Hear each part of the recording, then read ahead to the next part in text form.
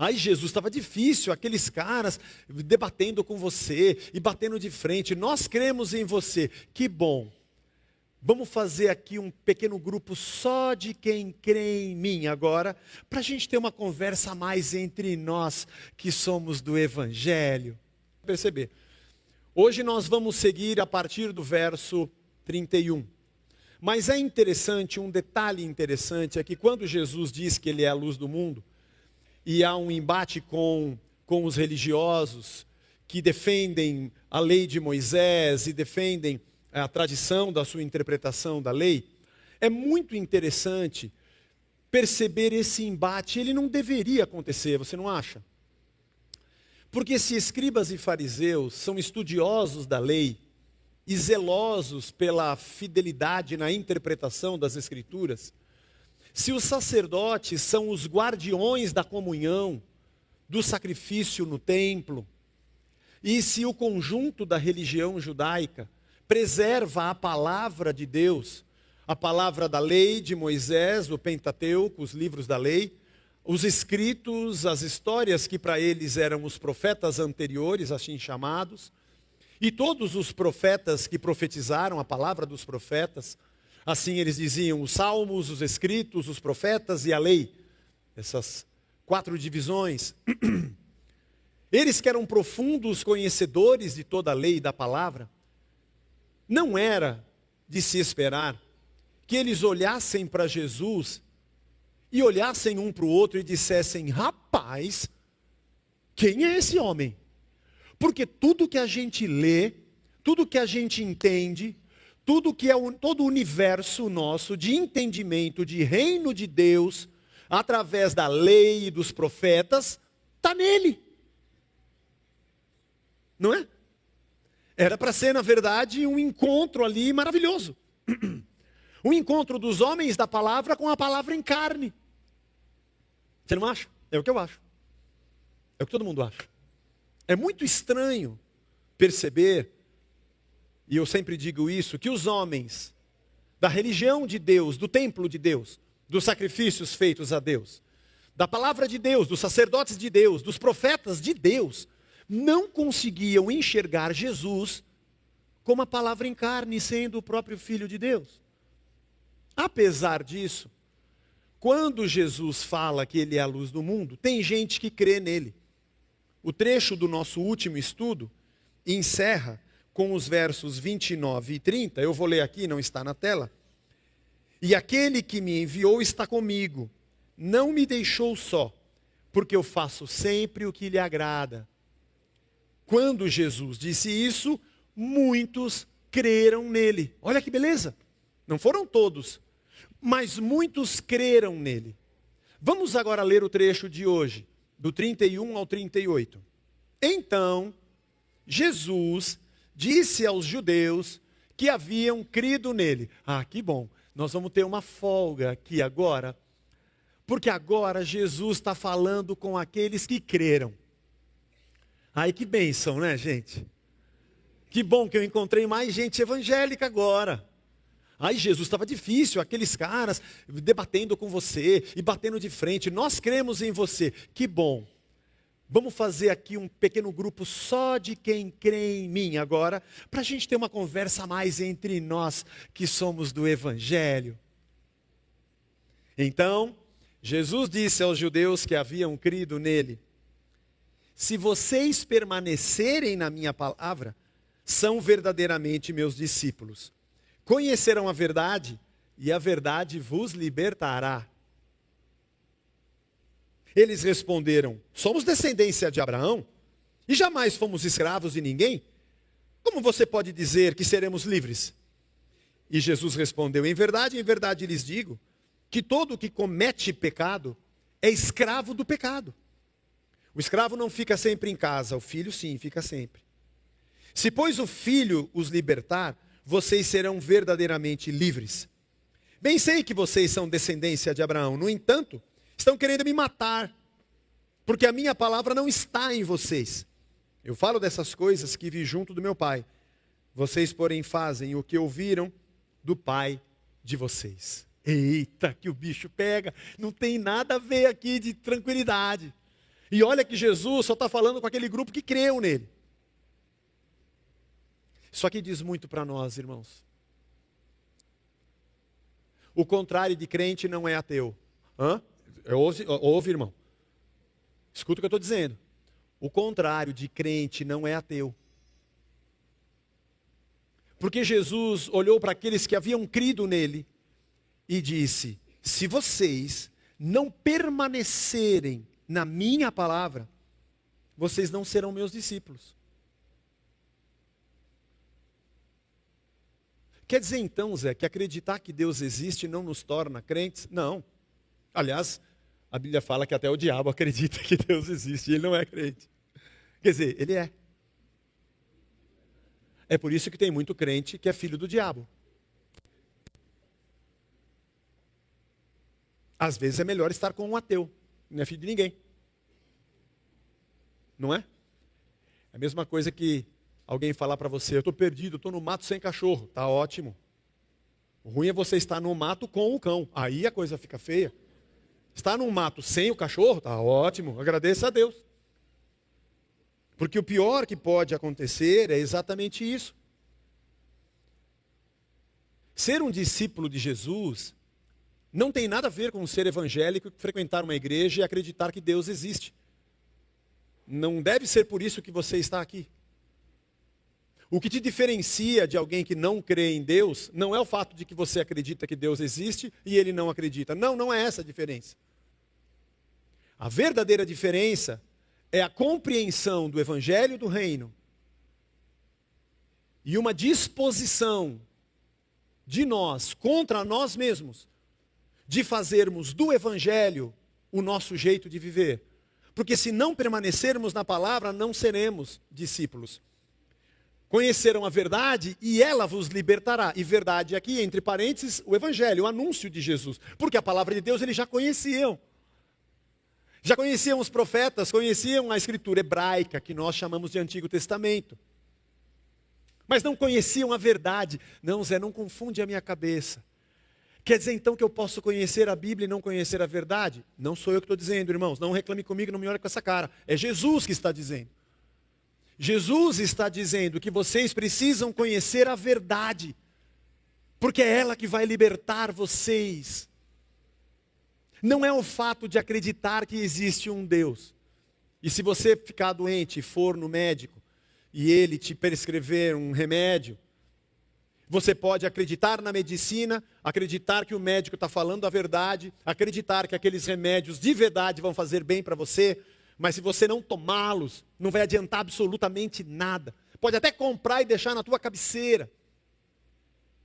A verdadeira revolução de Deus para o ser humano não está na crença da existência de Deus.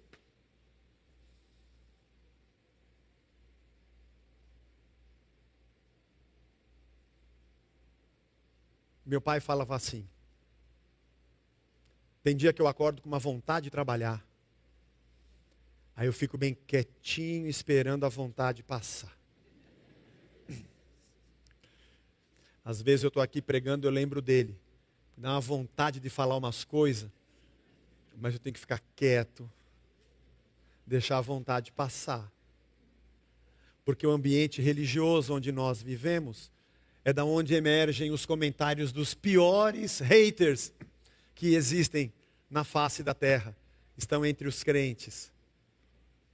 E pregar o evangelho hoje, dentro da comunidade da fé, é um negócio muito perigoso. É quase como estar num país de perseguição.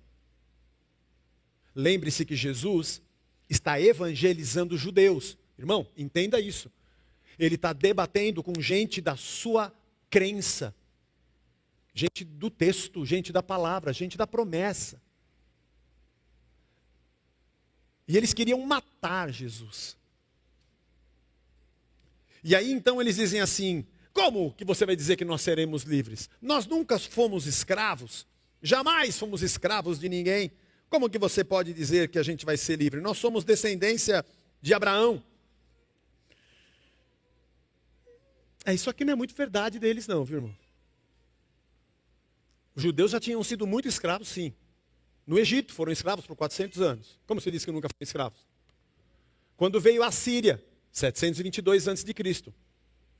Não pegou o território todo, mas toda a Samaria e o reino do norte. Israel todo foi levado, ficou só Judá e Benjamim. E Jerusalém. Foram escravos, sim. Depois veio a Babilônia. Em 586 a.C. Está tudo na Bíblia, está tudo lá em 1ª e 2ª Crônicas, 1ª e 2ª Reis, está tudo lá. Você que já leu, já sabe. E foi Nabucodonosor e a invasão babilônica que destruiu o templo. Mas logo depois vieram os persas, e eles continuaram sendo escravos. Com Ciro, Dario, Medo, depois Ciro, que até autorizou a reconstrução do templo. Mas logo chegou Alexandre o Grande, os gregos, e tomaram tudo. E sob os gregos, os judeus sofreram bastante, principalmente no período de Antíoco Epifânio, que queria colocar a goela abaixo uma helenização da cultura, fazê-los desacreditar da sua fé e se voltarem aos ídolos, aos deuses da cultura grega. E foi bastante difícil esse período. Tiveram 100 anos de liberdade, quando o filho de Matatias, Judas, o Macabeu, arma uma revolução e consegue por 103 anos manter Israel livre do domínio dos gregos. Mas não demorou muito. Acho que é 60 a.C., chega Pompeu. E o exército romano toma tudo. Alguns comentaristas acreditam que havia, na verdade, um orgulho nacionalista judeu. De que nós nunca fomos escravos de ninguém. Inclusive, não só foram, como agora são no meio dos romanos, pagando imposto para os romanos. Alguns comentaristas acreditam que o fato deles dizerem nós nunca fomos escravos, talvez porque a religião judaica se manteve. No período da invasão assíria se manteve, no período babilônico teve ali 70 anos onde o templo estava destruído, mas logo esse período foi difícil. Depois veio Ciro, ordenou reconstrução, voltou. Teve um período de Antíoco Epifânio que eles foram meio que perseguidos por isso, mas voltaram. E quando vieram os romanos permitiam que o templo existisse. Aliás, foi Herodes o Grande que fez uma grande reforma, uma ampliação de 46 anos de obra, uma obra enorme, e o templo era suntuoso. Muitos judeus não gostavam porque tinha mudado a planta original de Davi, mas era um templo lindo. Talvez se sentissem livres pelo fato de que, pelo orgulho nacionalista judeu, de não reconhecer que eram escravos, ou por esse senão da religião continuar livre. A verdade é que eles tinham sim sido escravos, mas essa nem era a pior escravidão. A pior escravidão era não reconhecer Jesus como Senhor, apesar de conhecerem a palavra. Tinham uma crença espúria, pobre, fraca, rasa. De olhar e dizer, até acredito no que você está falando, mas não de assumir uma outra crença. Ou de compreender a interpretação do Evangelho como Jesus dizia. Em João 2:23, estando Jesus em Jerusalém durante a festa da Páscoa, muitos creram no seu nome quando viram os sinais que ele fazia. Mas o próprio Jesus não confiava neles porque conhecia a todos. E não precisava que ninguém lhe desse testemunho a respeito de pessoas, porque ele mesmo sabia qual era a natureza humana. Está no capítulo 2, nós já passamos por esse texto. Eles criam, mas Jesus fala, crê, mas não crê muito não. Jesus não acreditava neles. Aliás, quando você canta essas músicas, Deus acredita em você. Não acredita não, irmão. Nem precisa, ele vê o futuro. Ele sabe quem nós somos, não precisa acreditar. Ele nos conhece. Em João 6:26, lembra, depois da multiplicação dos pães, o povo vai atrás de Jesus. Jesus diz, em verdade lhes digo que vocês estão me procurando não porque viram sinais, mas porque comeram os pães e ficaram satisfeitos. Trabalhem não pela comida que se estraga, mas pela que permanece para a vida eterna, a qual o Filho do Homem vos dará. Porque Deus o Pai confiou no seu selo, confiou o seu selo. Não é interessante? Vocês não vieram aqui porque vocês entenderam a minha mensagem, não porque vocês comeram pão. Por isso que o rótulo da fé é uma coisa que não dá para a gente estabelecer. Porque no meio do povo que diz que crê, tem gente que está atrás de sinais, gente que está atrás do pão, gente que não entendeu o que Jesus está dizendo. Não entendeu o Evangelho. Mesmo sendo um evangélico. Ser evangélico e conhecer o evangelho são duas coisas distintas. Não tem a ver uma coisa com a outra. Jesus diz, só aquele que permanece na minha palavra é que é meu discípulo. Porque fé não é acreditar que Deus existe, mas é uma disposição de submissão à prática da palavra, que é o Logos de Deus, Cristo. Fé não é acreditar que Deus pode fazer a nossa vontade. Fé é a convicção de tomar a custosa decisão de sujeitar a nossa vontade à vontade dele. Vontade essa que está expressa na sua palavra. Isso é fé. Vocês vão conhecer a verdade e ela vai libertar vocês. O judaísmo ensinava que tudo o que estava na lei, quando estudado, tornava o homem livre. E talvez por esse ponto eles dissessem, nós somos livres. Além de serem o povo escolhido e terem todo o seu orgulho nacionalista. Por isso eles dizem, nós somos descendência de Abraão, nunca fomos escravos. Aqui descendência nós temos a semente de Abraão, é assim que está escrito no original, a palavra esperma. A palavra esperma significa semente. Nós temos a semente da descendência de Abraão. E Jesus por isso diz, eu sei, vocês são descendência, tem uma semente de um povo aí dentro de vocês. Mas vocês não entenderam que a verdadeira escravidão é o pecado. Em verdade vos digo que todo aquele que comete pecado é escravo do pecado. Jesus estava falando de uma liberdade espiritual, uma liberdade plena. Não de uma liberdade humana ou religiosa, ou até mesmo política, porque foram escravizados politicamente por muito tempo. A prática do pecado aponta para uma escravidão. A realidade de um aprisionamento. Nós temos a escravidão do pecado que leva à morte eterna. Não há consciência e nem decisão pelo Evangelho de Cristo.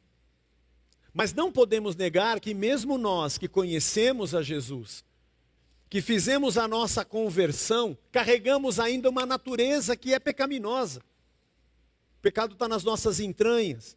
Ninguém nos ensinou a odiar, ninguém nos ensinou a falar mentira, ninguém nos ensinou a sermos falsos, ninguém nos ensinou a sermos dissimulados, a fazermos fofoca e falarmos mal dos outros. Ninguém precisou nos ensinar a traição, nem a corrupção, está dentro de nós. Porque faz parte do gênero humano, desde o Éden, desde a escolha da raça, de colhermos o fruto e sermos deuses de nós mesmos. Por isso nós, ainda que convertidos, temos uma guerra. Antes da conversão não tinha guerra nenhuma, estava a gandaia. Conhecemos a Cristo, a guerra começou.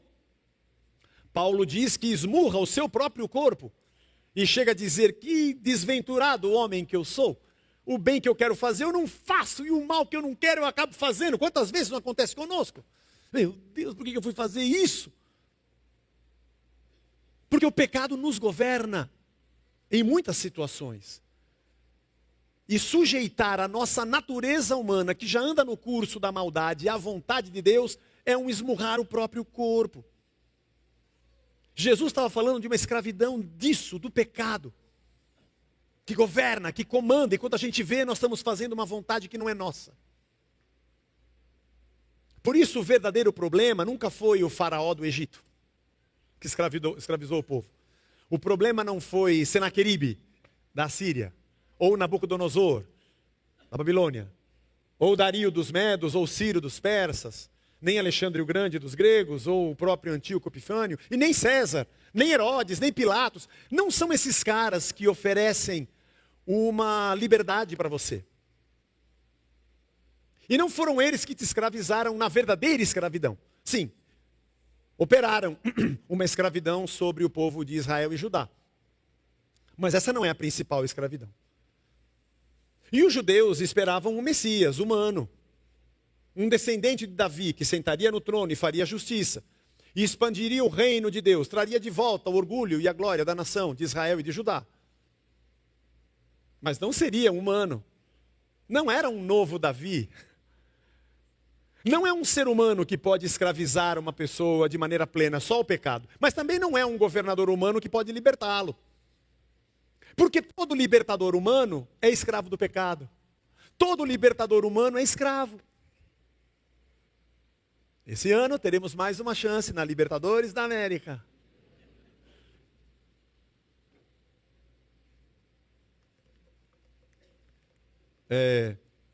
Me ajudem, Che Guevara, Simão Bolívar, até Dom Pedro I também é libertador. Não foi aqui? Foi aqui, vizinho nosso aqui, o Pedrão. Aqui perto do Museu de Ipiranga ali tem a rua, deu o grito, tem a rua do, como é que chama ali? Tem a rua do Fico, aqui no Sacomã. Se é para a felicidade geral da nação, diga ao povo que Fico! Foi com sotaque português, mas foi. E foi ele que gritou, independência ou morte! E nós somos livres agora. Todo libertador humano é prisioneiro do pecado. Nem o verdadeiro aprisionamento, nem a verdadeira liberdade se dão por mãos humanas. Homens são operadores do pecado. O seu problema nunca foi Senaqueribe, César, Alexandre, Dario, Ciro, Nabucodonosor. É a maldade. E a sua libertação não é um novo Ezequias, ou um novo Davi, ou um novo Josias, ou um novo Salomão. É Cristo. Nós paramos a nossa série, voltamos hoje. Não teria melhor pregação para hoje do que essa. Começarmos o ano dizendo, precisamos vencer a escravidão do pecado. E muito simbólico e sintomático o fato de que esse é um ano de eleição. E nós estamos voltando com esse texto, e há 2 dias atrás, os Estados Unidos invadiram a Venezuela. E está uma briga evangélica, de que lado você está. Eu continuo do lado do Evangelho. Eu continuo do lado do Evangelho. Eu não consigo aplaudir uma ditadura. Eu não consigo aplaudir o cerceamento da liberdade. Eu não consigo aplaudir um totalizante, um líder totalizador que mantém fome ditatorial numa nação. Me desculpe, eu não consigo. E eu não consigo olhar para um cara que tem poder do dinheiro, arma, bomba e bala, para invadir o terreno de quem ele quiser, na hora que ele quiser, para fazer justiça do jeito que ele acha que tem que ser feito. Me perdoe, eu não consigo. Mas se você acha que só existem Senaqueribes e Davis, se você acha que só existem homens libertadores ou aprisionadores, nade de braçada nesse mundo. Mas você não é do Evangelho. Você é um crente, mas não é um discípulo de Cristo. Jesus jamais, mas nunca, que Jesus sentaria com os 12. Nunca, nunca, nunca. Aliás, não há registro disso. De que na terra do povo de Deus, Judéia, Galileia, ou as cercanias ali, Traconites, porque você tinha 4 tetrarcas romanos ali. Tinha Herodes na Judéia, tinha Pilatos em Jerusalém. Aliás, desculpe, Herodes na Galileia, Pilatos em Jerusalém. Mas tinha também Lisânias e tinha o irmão do Herodes, o Herodes Filipe, em Cesareia. Eram 4. Não tem Jesus sentado com os discípulos dizendo, quem é melhor? Melhor é o Pilatos, Jesus. É Pilatos. Não, é o Herodes. Qual? O Filipe ou o filho? Não, o Filipe já mandou embora. Você não ficou sabendo? Que a mulher do Herodes Filipe gostava do cunhado? Foi isso que aconteceu, por isso João Batista perdeu o pescoço. E ela passou para o lado de Herodes e o Herodes chutou a irmã dele e mandou ele de volta para Roma. Tá certo ou tá errado? Herodes ficar com a mulher? Você vai ficar discutindo isso mesmo, irmão? É isso mesmo? Só tem essa realidade, a sua realidade única é essa. Herodes Filipe, Lisânias ou Pilatos. E Jesus estaria chorando. E um grupo de Cesareia, de Filipe, estariam chorando. O Filipe foi preso em Roma. O Herodes Filipe, o que vai ser de nós? Nada. Você depende de Deus.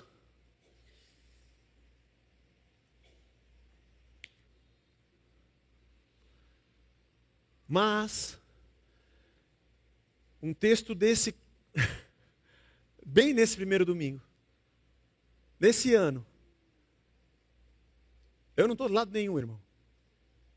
Porque eu não consigo vender a minha alma a uma dessas duas lógicas. Me perdoem, eu não consigo ver reino de Deus em nenhum desses lados. Independente do fato de que ambos estão lutando pela injustiça. Ambos falam de liberdade e ambos falam de alegria e de prazer para o povo. Acabaram-se os nossos problemas. Jesus está dizendo que vocês precisam ser libertos do pecado. Porque se o Filho do Homem vos libertar, de verdade, vocês serão livres.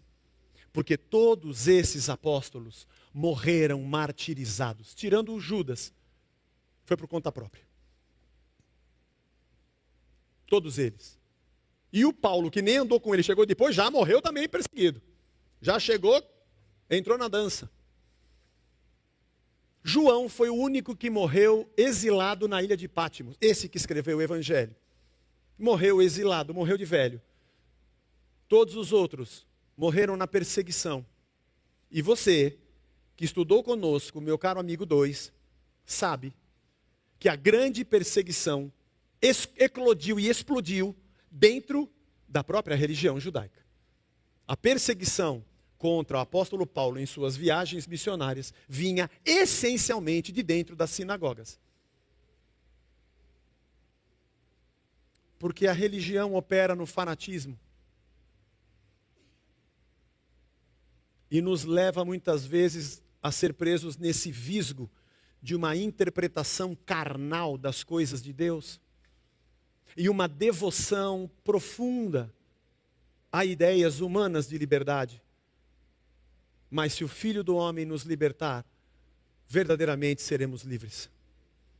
Liberdade não é a ausência de algemas, liberdade é a presença do Filho.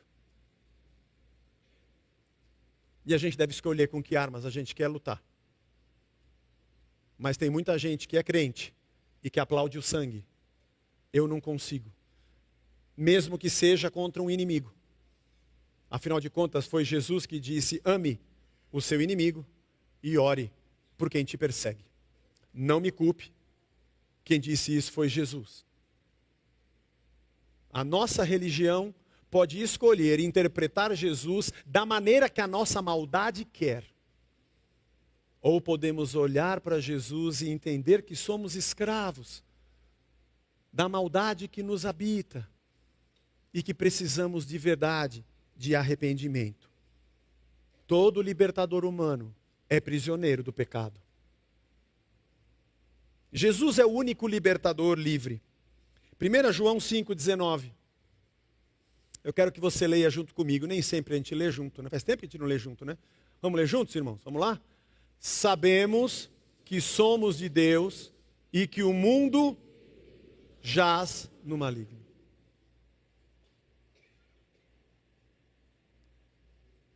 Se você acredita que a esquerda é do diabo, você está certo metade, errado metade.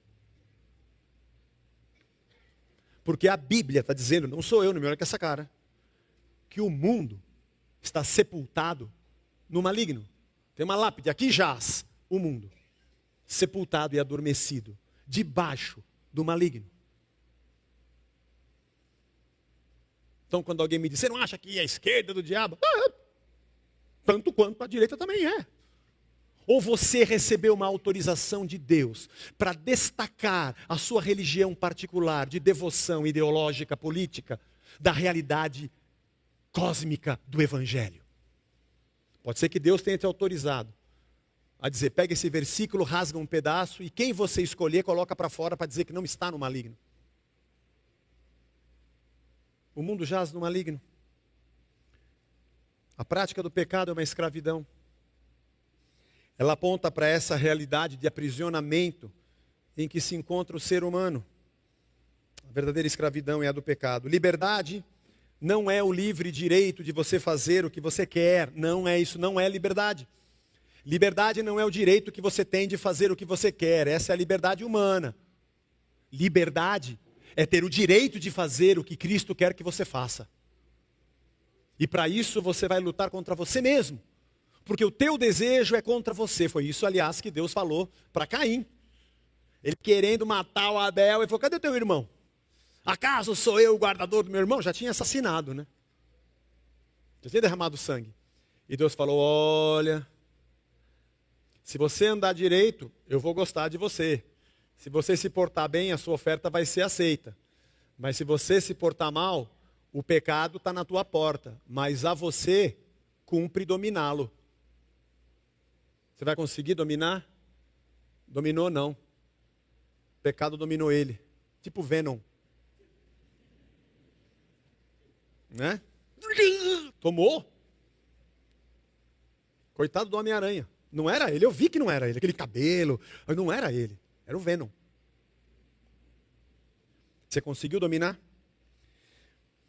Os judeus diziam, nós somos filhos de Deus. E olha que esse problemão aqui é com quem cria nele. Imagina quem não cria, hein, irmão? Isso aqui é só dentro da igreja, isso aqui. Isso aqui é entre evangélicos aqui. João 1,12. A todos quantos receberam, deu-lhes o poder de serem feitos filhos de Deus, a saber, os que creem no seu nome. Se você não o receber como Senhor da sua vida, você não é filho de Deus. Não é porque você tem o esperma, a semente de Abraão. Não é por isso. A semente de Abraão não te torna filho de Deus. O que te torna filho de Deus é o filho, que de verdade te torna filho de Deus. Olha Romanos. Romanos 9, de 6 a 8. E não pensemos que a palavra de Deus falhou, porque nem todos os de Israel são de fato israelitas. Como é que é o negócio? Eu tenho certidão de nascimento. Nasceu em Israel, não é israelita? Você ficou doido, Paulo? O que você bebeu no Natal? Nem por serem descendentes de Abraão são todos filhos. Pelo contrário. Por meio de Isaac será chamada a sua descendência. Isto é, não são os filhos da carne que são os filhos de Deus, mas os filhos da promessa é que são contados como descendência. E lembre-se que a promessa nos leva a Cristo. Deixa eu ler para você Jeremias 9, 25. Isso aqui é profecia de Jeremias, antes da invasão babilônica. Eis que vem dias, diz o Senhor, em que castigarei todos os que são circuncidados apenas na carne. Que interessante. Isso aqui é evangelho, né? Paulo que vai dizer que circuncisão não é o que acontece na carne, é o que acontece no coração. Deus dizendo, eu vou acabar com quem é circuncidado só na carne. O povo do Egito, de Judá, ele misturou. Todo mundo num balaio só. Egípcio, Judá, Edom, filhos de Amon e de Moabe, amonitas e moabitas. E todos que cortam cabelo nas têmporas e vivem no deserto. Porque todas essas nações e toda a casa de Israel são incircuncisos de coração. É Deus falando da sua própria nação. São incircuncisos de coração. Não são meus filhos. Se o Filho vos libertar, de verdade, vocês serão livres. Eu sei que vocês são descendência de Abraão. No entanto, estão querendo me matar. Esses são os que creram nele, hein? O melhor queria matar Jesus. Porque a minha palavra não está em vocês. Não me importa alguém dizer que vai em igreja, usa a camisa de Jesus e canta música gospel. Não me importa. Se a palavra de Deus não estiver entranhada com afetos e laços de misericórdia e graça, e verdade, justiça e amor e paz, vinda do príncipe da paz, não é discípulo de Cristo. Meu irmão é dentista, ele diz que escovar o dente menos de 7 minutos é só dar banho na bactéria. Não sei se é verdade, tem dentistas aqui, não sei se é verdade. Mas era uma piada lá em casa. Escovou pouco, só deu banho na bactéria. É o crente que vai na igreja e canta um pouco, faz uma oração, recebe ali um puff na cabeça, mas não tem nada, só deu banho na bactéria. Continua um odioso. destilando ódio e maldade em tudo que faz, inclusive nos comentários sobre essa pregação. Antes que ela aconteça, eu profetizo. Vai ter crente me xingando, porque isso é pertinente de quem é incircunciso de coração. Tem a prática ritualística, mas não tem evangelho enraizado em si. Abrigam maldade e o desejo de matar, aplaudem o sangue. São descendentes de Abraão e são assassinos. Leem diariamente a palavra de Deus, mas o verbo Cristo, que é a palavra, não tem lugar dentro dele. Em outro texto, Jesus vai dizer: esse povo honra-me com os lábios, mas o seu coração está longe de mim. E ele encerra não porque o texto continua, mas nós encerramos no verso 38, que essa pregação não para, não acabou, está suspensa. Semana que vem a gente continua. Eu falo as coisas que vi junto de meu pai, vocês, porém, fazem o que ouviram do pai de vocês. Isso aqui vai pegar fogo, porque Jesus, semana que vem, vai dizer que eles são filhos do diabo, descendentes de Abraão, israelitas de sangue, povo da promessa, da terra santa, dos sacerdotes, dos profetas, da lei e dos salmos, filhos do diabo. Deus tem misericórdia de nós. Não tem melhor domingo do que esse, para nós começarmos orando, dizendo: Senhor, me perdoa. Eu não quero ser um filho de Abraão. Eu quero ser um discípulo de Cristo. Eu me arrependo. Tem muita maldade aqui. Tem muito ódio aqui. Tem muito pecado aqui. Tem muito vício aqui. Vício de sentimentos, de comportamentos. Eu sou um pecador. E eu não quero dar banho no meu pecado. Eu quero me arrepender. Eu quero ser uma nova criatura. A cada dia, uma nova criatura. Eu quero ser livre de verdade.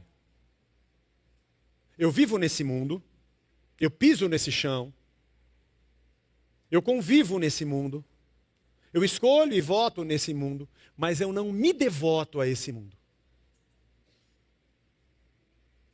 Nesse mundo aqui eu faço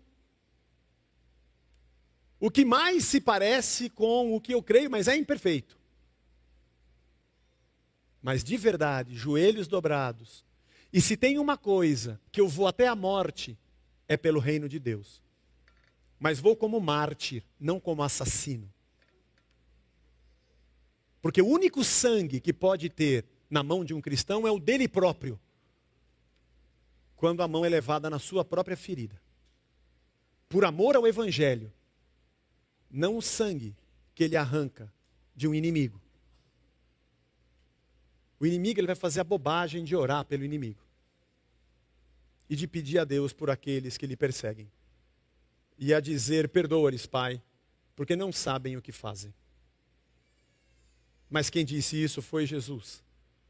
Nós só vamos tomar essa decisão se decidirmos mesmo ser discípulos de Jesus. Deus nos abençoe e tenha misericórdia de nós. Vamos ficar de pé e vamos orar. Eu vou pedir para os irmãos do Palavra Tocada virem aqui. Nós vamos pedir a Deus que o Senhor nos abençoe. E eu convido você a fazer uma oração de arrependimento. Ore e peça perdão a Deus. Arrependa-se do seu pecado. Lute contra a sua vontade de pecar. Faça um concerto com Deus. Senhor Jesus, nós começamos o nosso ano com esse trecho do Evangelho, Senhor. E é difícil, Senhor, porque nós estamos mergulhados numa realidade que nos cerca. Uma realidade, Senhor, dura, injusta, má, perversa. Para qualquer lado que a gente olha. Como diz o salmista, não há um justo, um sequer. Nem nós somos pecadores também. Somos dependentes da tua misericórdia e do teu perdão. Senhor, nos livra de termos qualquer outro reino orientando as nossas decisões. Qualquer reino humano que não o teu. Que o jeito que eu vou viver, as decisões que eu vou tomar, as opiniões que eu vou carregar e as análises que eu fizer deste mundo venham do teu evangelho e do teu coração, mesmo que isso me machuque. Mas eu não seja um copista da maldade humana. Me ajuda, Senhor. Nos ajuda a sermos novas criaturas. Perdoa o nosso pecado. Porque se o Senhor nos libertar, de verdade nós seremos livres. E nos ajuda a cada dia a conhecermos a Tua verdade, porque ela está nos libertando. Livra-nos de nós mesmos. E livra-nos, Senhor, de toda a maldade que nos cerca, tentando nos cooptar e nos converter. E nos mantém como testemunhas de um outro reino, testemunhas de uma outra ideia, testemunhas de um outro Senhor, de uma outra lógica de vida. Salva-nos, Senhor, para que as ideias dessa terra não nos governem. Nos liberta pelo sangue de Jesus Cristo e nos torna filhos de Deus. Senhor, nós vamos nos assentar à mesa para comer do pão e beber do cálice e glorificar o Teu nome por aquilo que Tu tens feito. E seja essa a nossa celebração em memória de Ti, para a Tua glória, em nome de Jesus. Amém e amém.